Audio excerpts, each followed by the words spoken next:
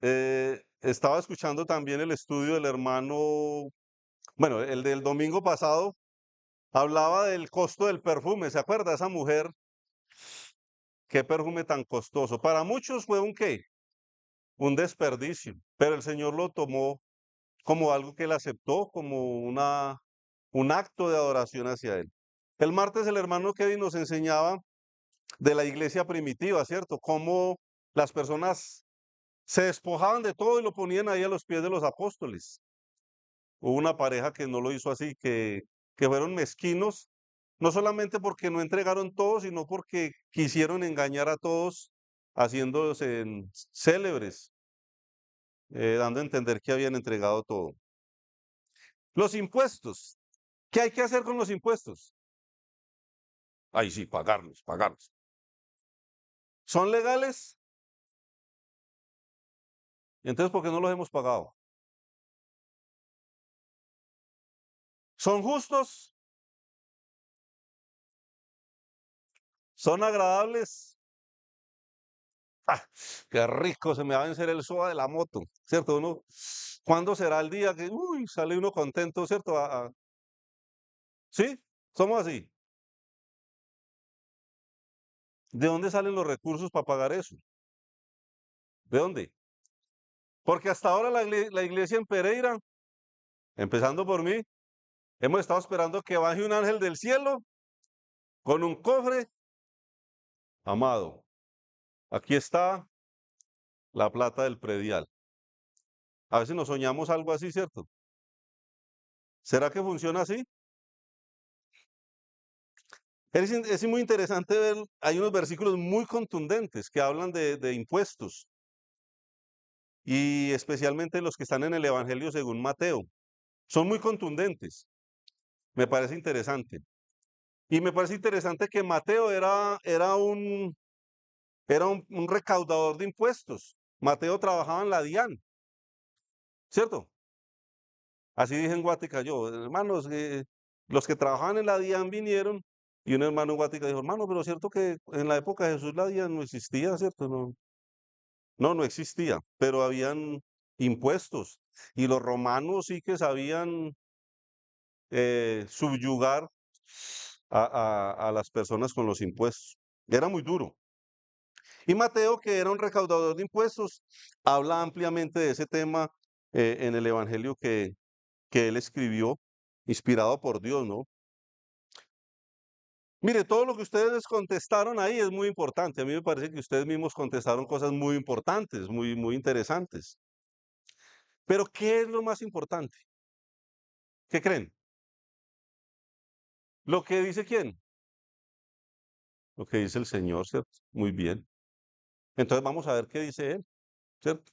Vamos a ver qué dice el Señor. Mateo capítulo 22, hermanos, encontramos ahí una referencia en cuanto al tema de los impuestos.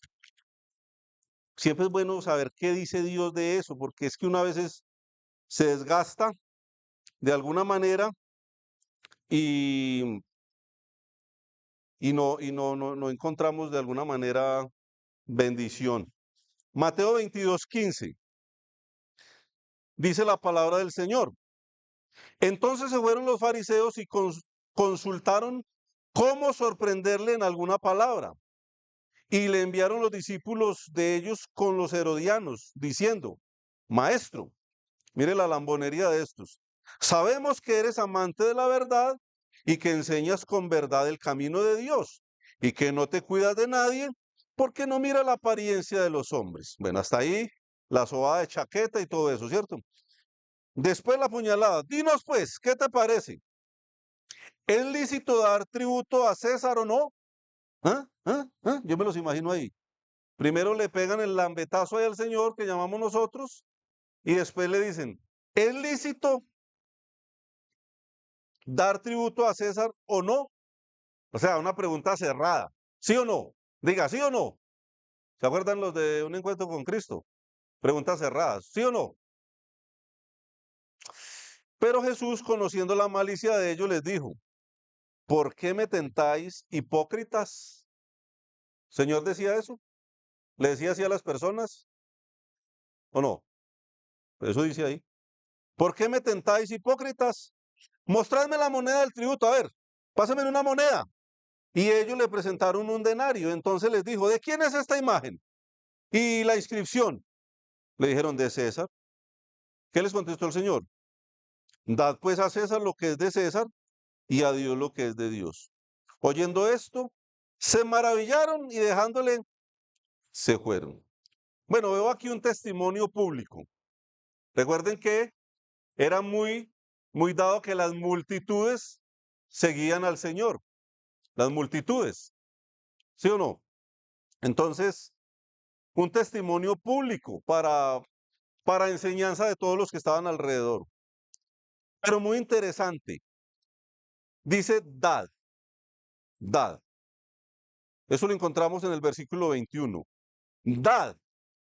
Eso es un hiperactivo, una orden. Dar. Hay que darle. Hay que darle. ¿A quién? A César. Y César se pone con... No, César, no usted. No, no, pues si usted fue para reclamar, todos nos ponemos, nos cambiamos el nombre, ¿cierto? James César me pondría yo. Pero dice dada a César.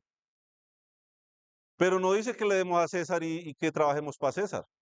Ahí dice eso. ¿Qué dice ahí?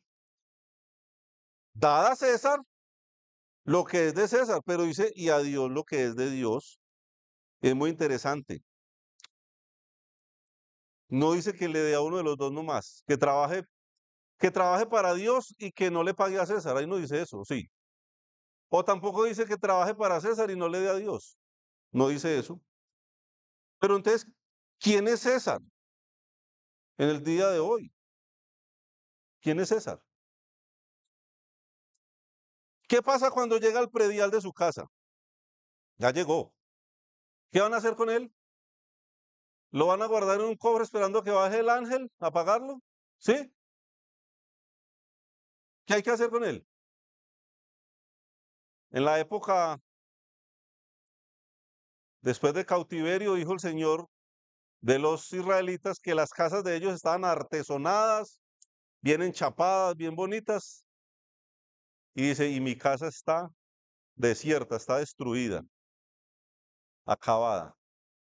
A veces nosotros solamente pensamos en lo nuestro. Dice la Biblia que todos buscan lo suyo propio y eso es una realidad, hermanos. Eso funciona así.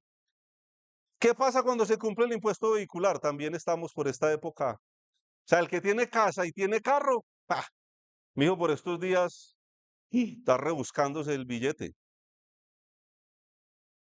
porque hay que pagar. Eso no es opcional. El SOAT. ¿Qué pasa cuando se cumple lo del SOAT? No lo paga. Toca pagarlo. ¿Qué hace usted cuando va para Cartago? Usted invita a su mamá, a su novia, a su esposa, a su hijo. Vamos a comer una ensalada de frutas a Cartago. ¿Cuánto vale una ensalada de frutas? ¿Cuánto? Más o menos. 15.000. Ah, sí saben, ¿cierto? Y son cuatro. ¿Cuánto le va? Hoy va a trabajar mucho la matemática. 60.000. ¿Cuánto vale el peaje de aquí de Cerritos? Ah, bueno, ¿cuánto queda valiendo la ensalada de frutas? Más el combustible. Y entonces usted dice, no, yo no estoy de acuerdo con ese peaje. Entonces no lo paga. ¿Sí? ¿Qué hace usted? Usted va y compra unos zapatos. Valen 100.000 barras, 100.000. Y valían 100.000. ¿Sabe cuánto quedan valiendo cuando usted los paga? 119.000. ¿Por qué? El IVA. Ah, sí, es opcional el IVA. Todo lo que usted compra tiene un impuesto. Usted se compra una chancla, unos zapatos, una blusa, un celular, eso tiene un IVA, eso tiene un impuesto. A usted no le dicen allá ni se lo discriminarán, pero usted pagó el IVA. O impuesto. Y usted no dijo nada ni llegó bravo a la casa, ¿no? Usted ahorró y le metió los 6 millones de pesos a su celular y pagó el IVA. Eso no es opcional. El 4 por 1.000. Uno tiene 30.000 pesitos ahí en la cuenta de Bancolombia y cuando vuelve a los días ahí dice que 28.000, ya va para abajo, ¿cierto? A usted le sacan por punta y punta. La declaración de renta bueno, muchas cosas. Y eso lo pagamos. Sí o sí, sí o sí. Entonces vimos una enseñanza pública del Señor. ¿De quién es la moneda? ¿De quién la inscripción? De César, ahí quédale a César. Pero después voy a pensar en una idea cuando él está en un entorno más privado, más íntimo.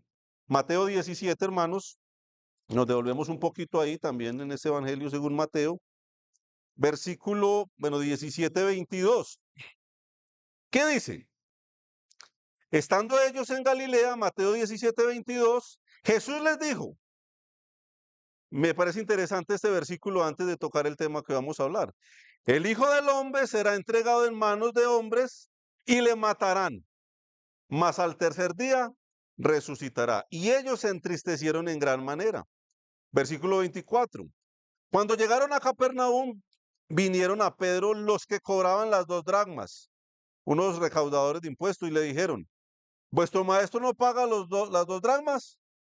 Él dijo, sí. Y al entrar en la casa, Jesús le habló primero diciendo, interesante, 2 cosas interesantes. Pedro, que era uno así como agresivo, como impulsivo, hermano, ¿y su maestro qué? ¿Ese paga las 2 dracmas o no? Él dijo, sí. O sea, como que Pedro daba por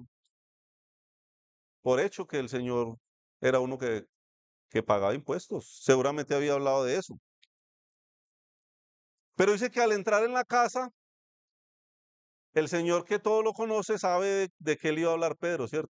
Dice que él le habló primero, el Señor habló primero. Y le dijo, ¿qué te parece, Simón? Los reyes de la tierra, ¿de quiénes cobran los tributos o los impuestos? ¿De sus hijos o de los extraños?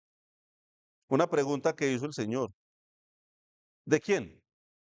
Pedro le respondió, pues de los extraños. Jesús le dijo, bueno, y entonces, luego los hijos están exentos. Sin embargo, para no ofenderles, ve al mar y echa el anzuelo, y el primer pez que saques, tómalo, y al abrirle la boca hallarás un estatero. Tómalo y dáselo por mí y por ti. ¿Qué vemos ahí? Que Pedro era capaz de sacar el machete, ¿cierto? ¿O no? Cortarle una oreja. ¿Sería capaz? No. Pedro entra y busca al maestro. De hecho, les dijo que sí, que el Señor pagaba el impuesto. Señor sabía. Pero la respuesta, versículo 26,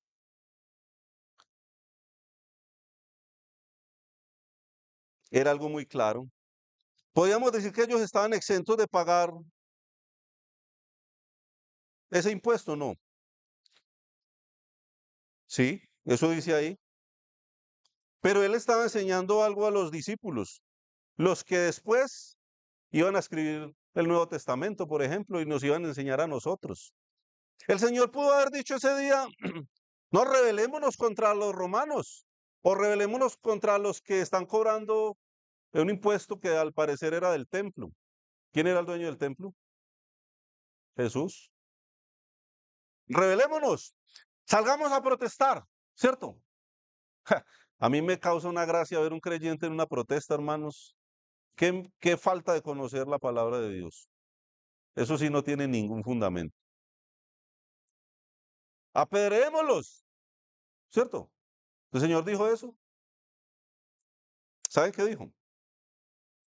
Varios detalles importantes del versículo 17, para no ofenderlos. ¿Quién era el ofensor acá? Yo creo que los ofensores eran los que venían a cobrar un impuesto ilegal, ¿o no? Era ilegal. Eso estamos leyendo ahí, ¿o no? Esos eran los ofensores, pero el Señor dijo, no, no los ofendamos a ellos. Otra cosa interesante, vaya al mar, y ¿por qué al mar? O sea, ¿quién iba a proveer lo que ellos necesitaban finalmente? ¿Por qué había que ir al mar? Porque el Señor simplemente como cuando multiplicó los panes y los peces, simplemente le puso eso en la mano a Pedro y dijo, vaya, pague. ¿Por qué? Hermanos, nosotros tenemos que esforzarnos, tenemos, tenemos que demostrar que también confiamos en el Señor, pero no somos unos que estamos en la hamaca esperando que todo nos caiga a la mano. Hay un esfuerzo necesario, ir al mar. ¿A cuánta distancia estaba el mar ahí de ese momento? Yo no lo sé, pero había que ir al mar. Había que organizar, ¿qué? Había que organizar unos instrumentos para pescar, seguramente chuzarse los dedos o mojarse, pero había que hacer un esfuerzo. ¿El señor podía poner el estatero ahí o no? ¿Qué creen? Por supuesto, claro que sí. ¿De dónde saldría la provisión para pagar ese impuesto? Venga, Pedro sabía que el maestro al que Pedro seguía no tenía dónde recostar la cabeza. ¿Cómo andaba Jesús? Vaciado, sin con qué comprarse un tinto, ¿cierto? Ahí sale un hermano que dice, "Oh, hermano, cuando eso no había tinto, no falta". Pero, hermanos, seamos honestos. Pedro sabía que están cobrando ahí y el Señor dice, no pague. Y se mete la mano al drill y se toca aquí y se toca acá. ¿Usted nunca se ha visto así? Ahí que llega visita o le llega ahí alguien a la oficina y una persona bien querida y usted sabe que no tiene ni para un tinto. ¿Le ha pasado eso? Eso es bravo. Hermanos, ¿sabe una cosa? El Dios que nosotros tenemos es el dueño del oro y la plata, eso dice la palabra de Dios. Él es el dueño de todo. Nos falta solo creerle a Él, creerle a Él. Pero vaya, y la provisión de Dios estaba ahí en ese pez. Ninguno de los dos tenía con qué pagarlo, pero alcanzó para los dos, porque el Señor proveyó lo necesario. Tampoco dijo que más. Proveyó lo necesario, lo que hacía falta para eso. ¿Quién pone entonces los impuestos finalmente? Vamos a Romanos, pensemos un poco ya en la iglesia constituida. Esto todos son principios que encontramos ahí donde el Señor mismo se pone como el ejemplo de uno que es el dueño de todas las cosas y pagó impuestos. Maravilloso. Entonces, Romanos capítulo 13, vamos a leer del 1 al 8 rápidamente.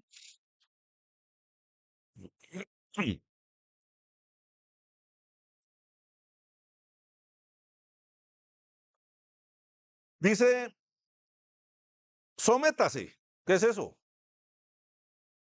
Esa palabra, ¿qué es eso?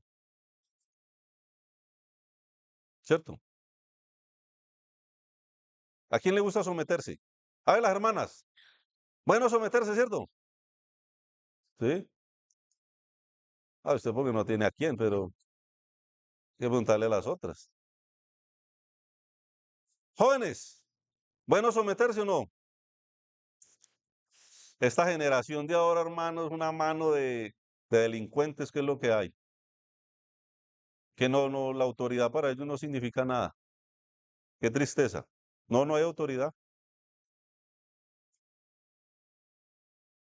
Pero dice, sométase toda persona a las autoridades superiores. ¿Quién se tiene que someter? ¿Qué dice ahí? Toda persona a las autoridades superiores porque no hay autoridad sino de parte de Dios. Y las que hay, por Dios han sido establecidas. ¿Cómo? Como, ese don fulano que está ahí en Bogotá, en el Palacio, ¿qué? Hermano, eso lo puso Dios. Ahí dice, ahí dice eso. Es más, hay que orar por ellos. También dice la Biblia, orar por ellos. Bueno, y las que hay por Dios han sido establecidas, de modo, versículo 2, que quien se opone a la autoridad a lo establecido por Dios resiste, y los que resisten acarrean condenación para sí mismos. Porque dice que los magistrados no están para infundir temor al que hace el bien, sino al malo. ¿Quieres pues no temer la autoridad? Haz lo bueno y tendrás alabanza de ella.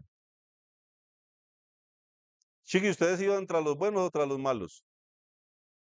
A los malos, ¿cierto? ¿Y qué más dice? Tendrás alabanza de ella. Dice, porque, versículo 4, porque es servidor de Dios para tu bien. Pero si haces lo malo, teme, porque no en vano lleva la espada.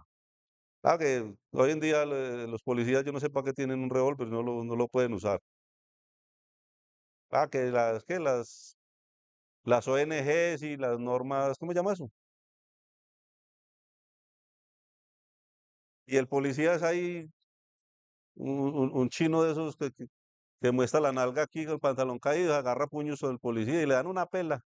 Y el policía no puede sacar el... Bueno, eso es lo que hay. Pero aquí lo que Dios dice es que ellos deben de llevar la espada para usarla. O sea, el gobierno debería mirar la Biblia y use eso. Hay un arma, sí, úsela, mijo, que lo van a linchar ahí todos. Sí, es un servidor de Dios, dice ahí. Vengador para castigar al que hace lo malo, por lo cual es necesario estarle sujetos, no solamente por razón del castigo, sino también por causa de la conciencia. Dos cosas ahí, no vamos a profundizar, pero ustedes las pueden mirar. Por esto pagáis también los tributos. Ah, interesante. O sea, ¿quién paga la policía? El gobierno, no nosotros. Nosotros le pagamos el sueldo a los policías, a todos los servidores públicos, eso dice ahí. Porque, ¿qué dice? Versículo 6, por esto pagáis también los tributos, porque son servidores de Dios que atienden continuamente a esto mismo. Pagad todo lo que debéis. Pagad a todo lo que debéis. Y bien los visitantes, estos todavía están hablando del predial. No lo han pagado. ¿Y estos qué no? ¿Cómo así? No han pagado. Pagad todo lo que debéis. Al que tributo, tributo. Al que impuesto, impuesto. Al que respeto, respeto. Al que honra, honra. No debáis nada, a nadie nada, sino el amaros unos a otros. Ah, no, el amaros unos a otros, porque el que ama al prójimo ha cumplido la ley, ¿sí o no? Muy bien. Entonces, ¿está claro que toca pagarlos o no? ¿Y de dónde salen los recursos?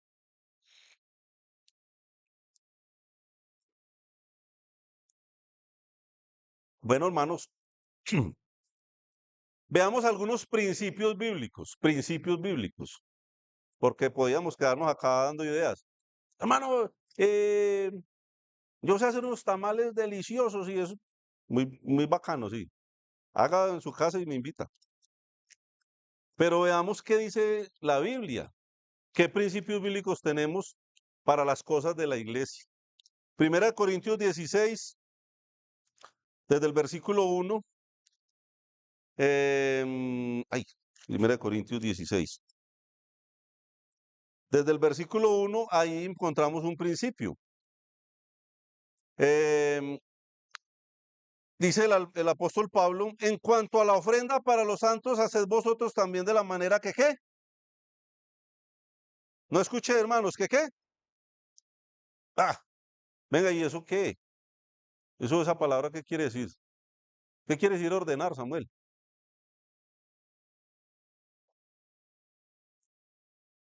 Eso es opcional. Una orden. Yo le doy una orden a mi hijo y ¿será que él me puede decir, no, papá, mande a mi hermana, mande, sí? No, es una orden, es una orden. Y el apóstol está diciendo ahí, y vamos a encontrar cosas interesantes. ¿Cada cuánto? ¿Quiénes? O sea, ¿cuándo, quién, cómo y cuánto? En un solo versículo. Eso dice ahí. Vamos a ver. ¿Por qué dice? En cuanto a la ofrenda para los santos, haced vosotros también de la manera que ordené en las iglesias de Galacia. Entonces ahí dice, ¿cuándo? ¿Qué dice? Mano, ayuden. Cada primer día de la semana, ¿sí o no? Eso dice ahí. ¿Quiénes? ¿Qué dice ahí? Cada uno de vosotros. Interesante que no dice que el que quiera o el que pueda. ¿Cómo?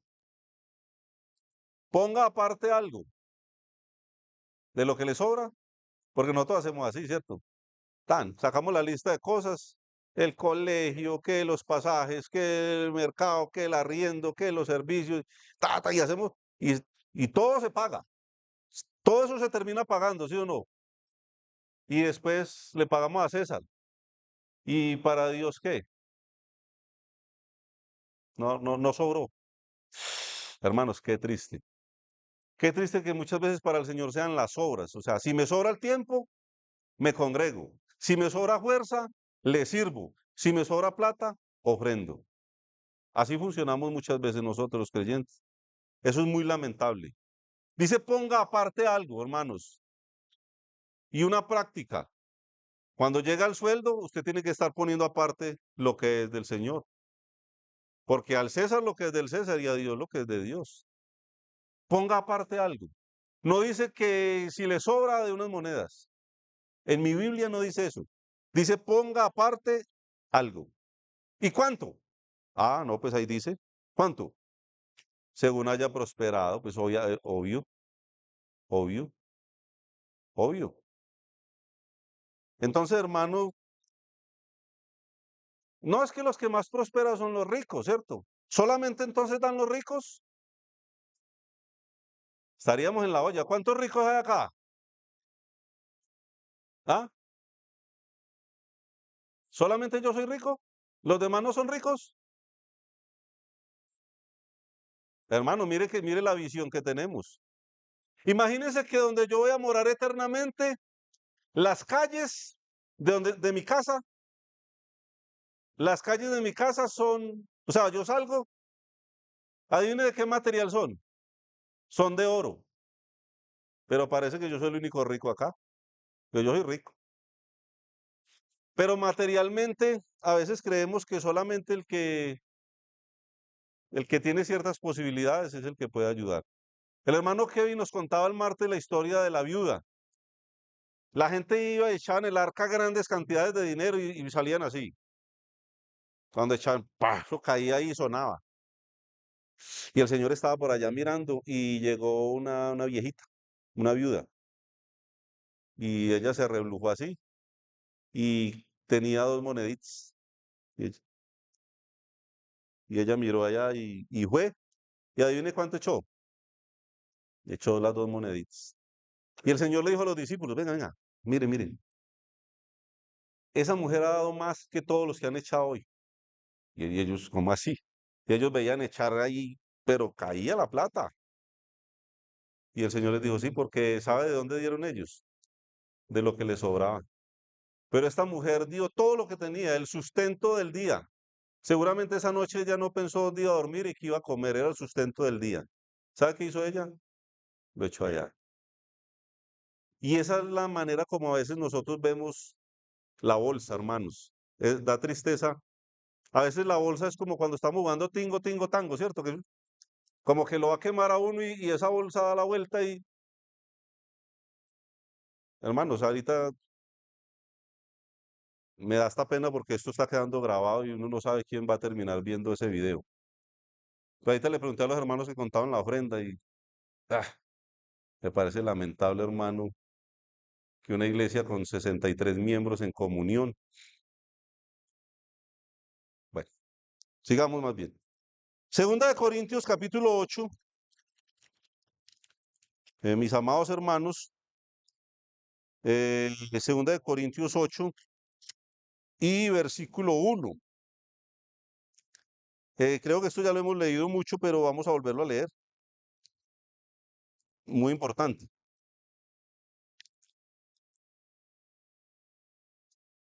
Y dice, asimismo, hermanos, esto lo leímos en estos días en otro estudio, en otro contexto, pero también aplica para nosotros hoy. Asimismo, ¿qué? ¿Para quién es esto?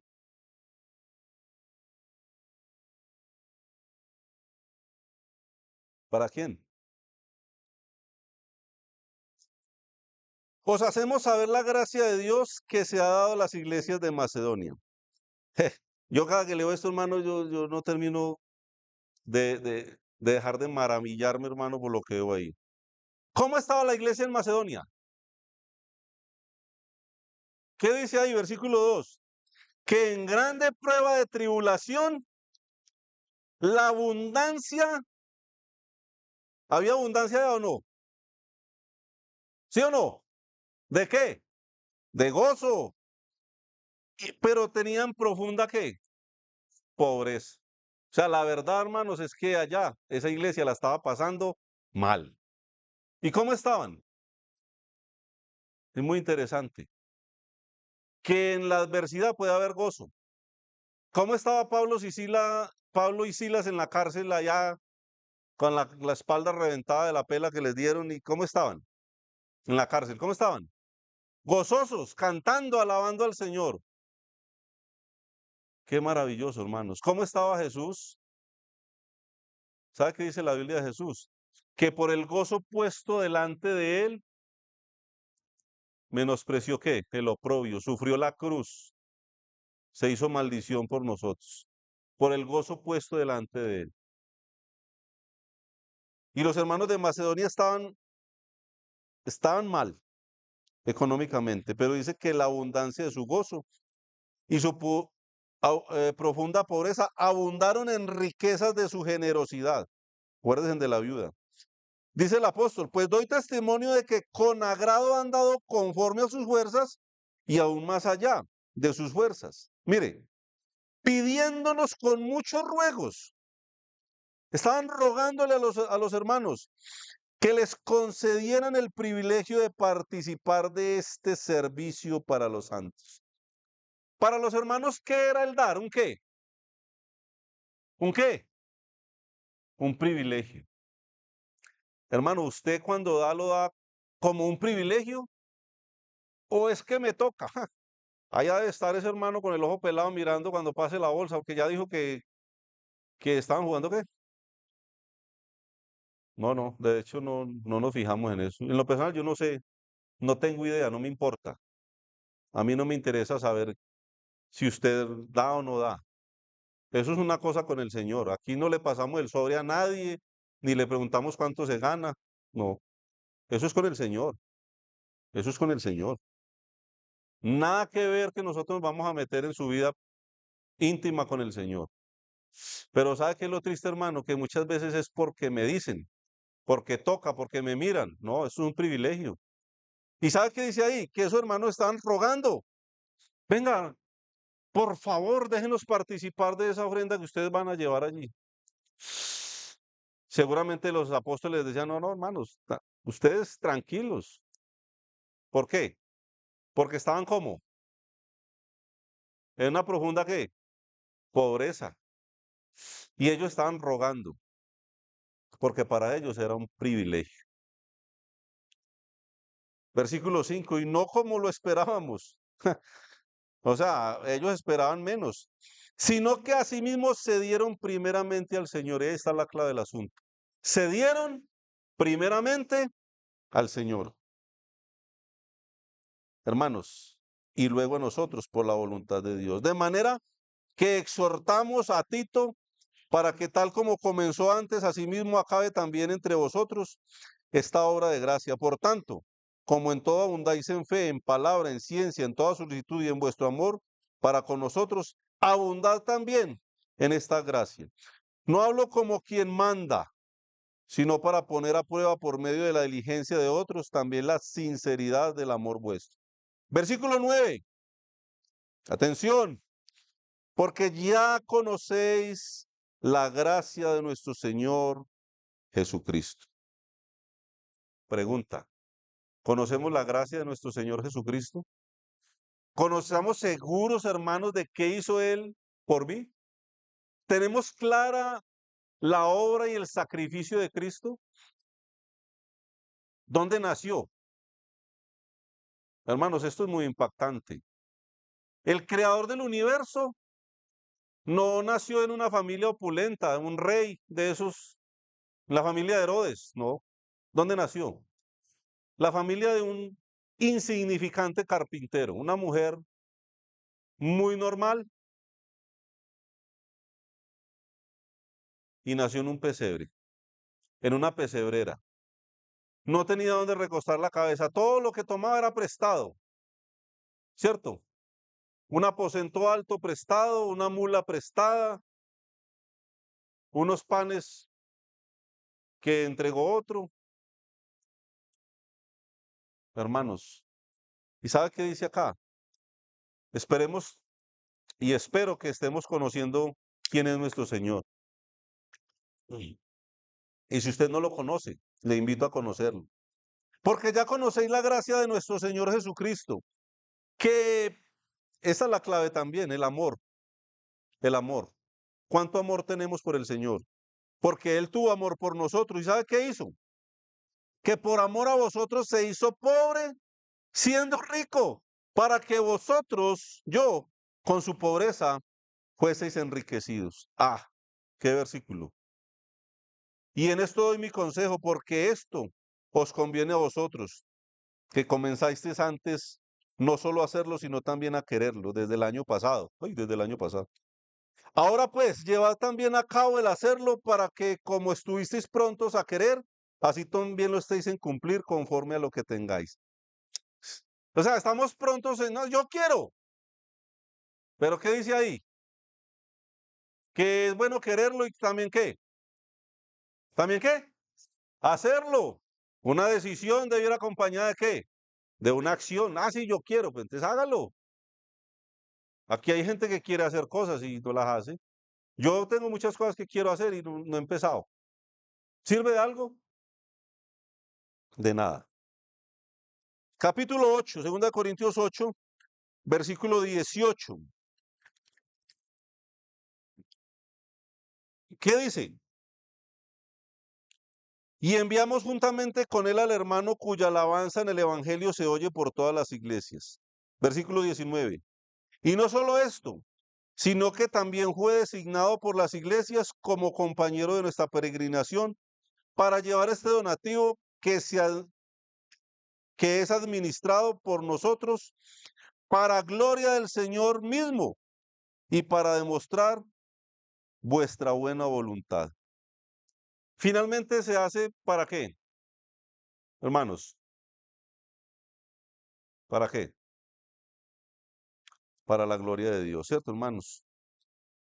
No lo estamos haciendo, hermanos, para otra cosa, sino para la gloria de Dios. Capítulo 9, versículo 5. ¿Qué dice? Por tanto, tuve por necesario exhortar a los hermanos que fuesen primero a vosotros y preparasen primero vuestra generosidad antes prometida, para que esté lista como de generosidad y no como exigencia nuestra. Pero esto digo, el que siembra escasamente también segará escasamente, y el que siembra generosamente, generosamente también segará. Bueno, esto hay que leerlo porque está ahí, es una realidad. El Señor promete eso.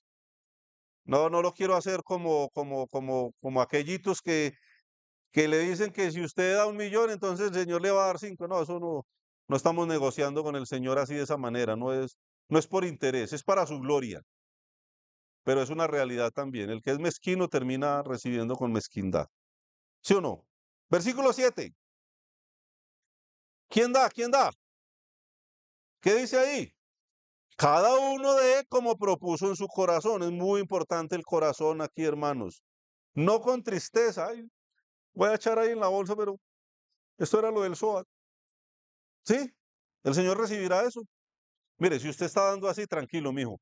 Vuelva y meta la mano al bolsillo, guárdelo ahí, compre su SOAT, no de nada. Porque da lo mismo echarlo que no echarlo. Vaya, compre el SOAT y hace más gracia. Cada uno de como propuso en su corazón, no con tristeza ni por necesidad, porque Dios ama al dador alegre. ¿Y saben qué, hermanos? Y poderoso es Dios.